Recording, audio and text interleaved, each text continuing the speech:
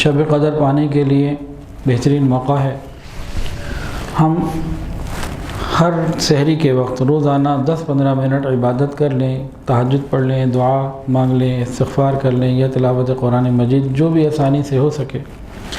آج رات سے لے کر عید کی رات تک جس نے 10-15 منٹ روزانہ یہ کام کر لیا اس کو شب قدر مل گئی۔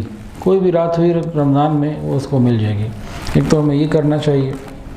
دوسری بات، رمضان المبارک میں بے نمازی بھی نمازی بن جاتے ہیں۔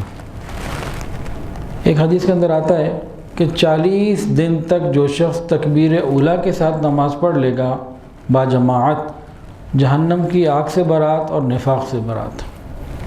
تو رمضان میں 29-30 دن تو ہوتے ہی ہیں، 10-12 دن اور جوڑ لیے جائیں اور 40-42 دن پورے کر لیے جائیں، 40 دن پورے کر لیے جائیں تو انشاءاللہ العزیز یہ سعادت بھی مل جائے گی۔